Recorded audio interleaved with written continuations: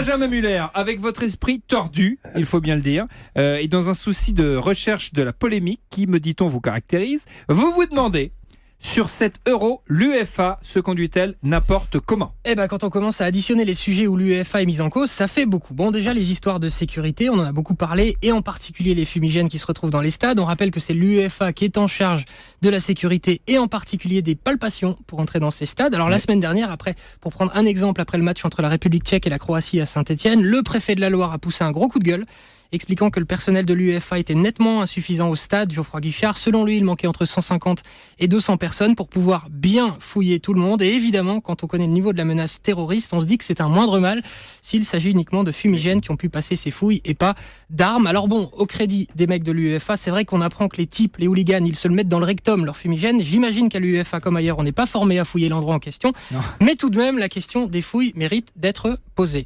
Deuxième sujet de l'UEFA, où l'UEFA est mis en cause, la pelouse. Alors Émilie Bonneau en parlait à l'instant. Effectivement, on a évoqué au début le rôle des jardiniers français. En fait, il s'agirait bien de l'UEFA qui a demandé à changer complètement ses pelouses. Je ne m'éternise pas là-dessus. Troisième reproche fait à l'UEFA, et selon moi c'est le plus important, les cadres de l'UEFA se comportent-ils comme des malpropres avec leurs interlocuteurs? Drôle de question, vous allez me dire, mais pas tant que ça, si on considère les différents témoignages de maires de villes accueillant des matchs. J'ai joint tout à l'heure le maire de Villeneuve-d'Ascq, qui s'appelle Gérard Caudron. C'est à Villeneuve-d'Ascq que se trouve le stade Pierre-Mauroy où les Bleus ont joué hier. Il est hors de lui, car il estime que l'UEFA ne fait que mépriser les élus et plus globalement mépriser tous les Français lambda qui aiment juste regarder tranquille leur match de foot. Ce que je reproche à l'UEFA, d'une manière générale, c'est d'avoir le plus profond mépris pour les élus et les villes qui l'accueillent. Dès qu'on demande un petit quelque chose, on nous répond circuler, il n'y a rien à voir. Vous dites qu'ils se comportent avec vous comme des rois, c'est-à-dire C'est-à-dire que d'abord ce sont des rois qui croulent sous l'argent, contrairement à nous. Et ils considèrent que dès l'instant où une compétition est organisée quelque part sous leur étiquette, il faut qu'on se mette à genoux et qu'on leur dise merci. Voilà, donc autant dire que M. Caudron se mettre à genoux, c'est pas pour lui. Et comme il n'a pas réussi à obtenir des places pour ses administrés, qu'est-ce qu'il a voulu faire ? Idée incroyable, installer un écran, une grosse télé dans le gymnase de la ville. Alors vous allez me dire là aussi, rien d'exceptionnel, sauf que si, puisque l'UEFA l'a su qu'il voulait installer un écran géant, l'UEFA n'a pas aimé Gérard Caudron. J'avais prévu de faire une projection dans une salle de sport. À partir de là, il nous a été répondu que, 1, il fallait une autorisation, sinon on n'avait pas le droit. 2, qu'il faudrait ensuite une autorisation du préfet qui la conditionnerait.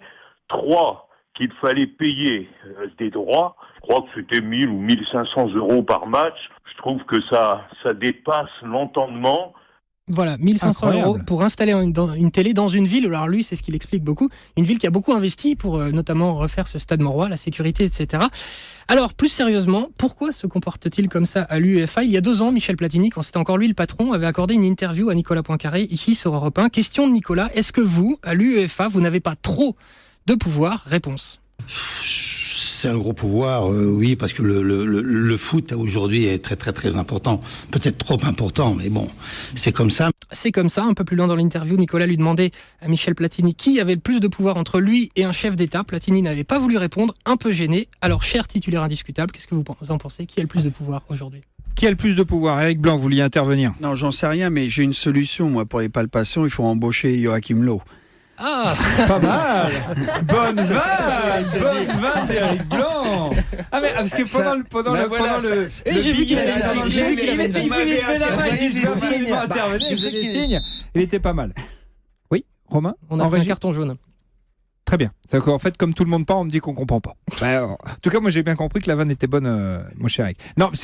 Alors, c'est vrai que c'est difficile de répondre sur le fait de savoir qui a le plus de pouvoir entre un chef d'État et l'UEFA. Sur l'écran, en revanche, l'histoire de l'écran à 1500 €, ça, c'est extraordinaire. C'est affreux. C'est-à-dire que parce que c'est populaire quand même à la base cet événement. On parle d'un sport populaire, on parle de football, on parle de gens qui n'ont pas forcément les moyens dans ces petites municipalités. Et donc là, je trouve ça indigne de l'UEFA. D'ailleurs, il y a un truc chelou aussi que je trouve à l'UEFA, c'est qu'il y a beaucoup d'équipes. Il y a 23 équipes, je crois. 24. Et donc ça aussi, ça doit favoriser les comptes de l'UEFA. Parce qu'on se tape des matchs quand même aussi.